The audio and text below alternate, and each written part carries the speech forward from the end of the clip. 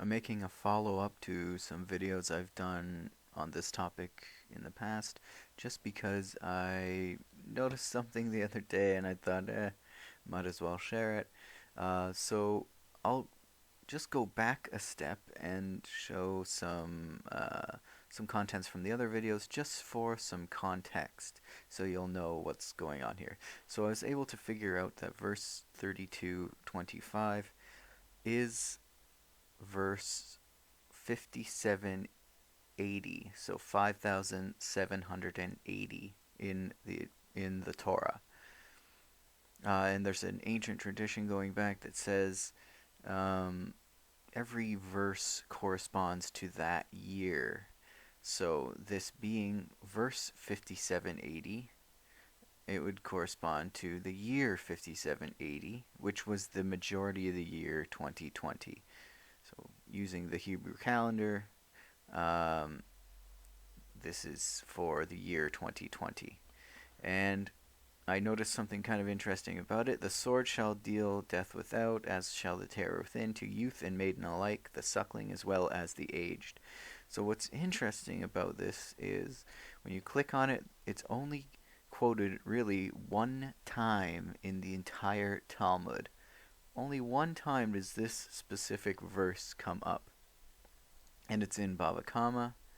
And here's what it says. So remember what year this is for. The sages taught, if there is a plague in the city, gather your feet, as in, limit the time you spend out of the house. As it is stated in the verse, none of you shall go out of the opening of his house until the morning. And it says in another verse, come, my people, enter into your chambers and shut your doors behind you, as in, hide yourself for a little moment until the anger of the plague has passed by. And then it quotes our verse. So this verse is really quoted one time when it's talking about quarantining yourself from the plague. Of course, what happened in 5780 or the year majority 2020? Quarantine.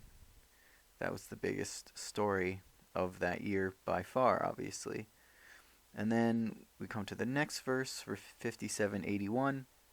I may have reduced them to nothing, made their memories cease, made the memory of them cease among mankind.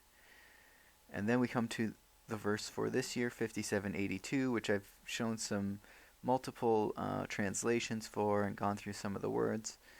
Except for the fear of the taunts of the foe, their enemies who might misjudge and say, our own hand has prevailed, none of this was done by Hashem. So he would have wiped them all out. Hashem, God, would have wiped them all out, except for the enemies would say, we did it, we are responsible for it, and maybe our idols are also responsible for it. None of this was done by God, so this is the reason that he won't do it. So I noticed something kind of interesting. Um, like practically every word in this verse is kind of interesting. For instance, you can, if you just move this over, you get the word or the name Job, Eov, as in the book of Job. This word right here is also one of Solomon's names. This word right here is a type of non-Jew, and or Gentile, a type of Gentile, and this is the word that we're gonna focus on. It's like tsarim. So tsar is the like singular, and it's the root of this word. So tsar, which is being translated here, sarim, as enemies. So we'll just look this up quickly in the dictionary and see what comes up. So I'm going to take tsar only, and it's kind of an interesting word because it means like narrow or straits, distress, or adversary or enemies as it's being used here. Enemy or oppressor, the foe, like an opponent.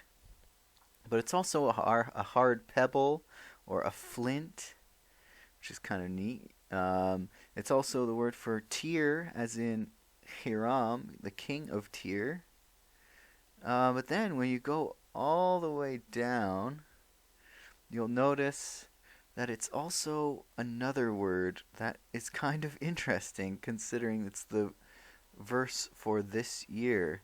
Tsar can also mean like the czars, as you see right here. Czars, as in the Russian czar. Or, so the Zarim here would be like Czars, plural, or just Russians. Although, so that's kind of interesting that it would pop up. This word that could be understood as Russians shows up in this verse for our year 5782.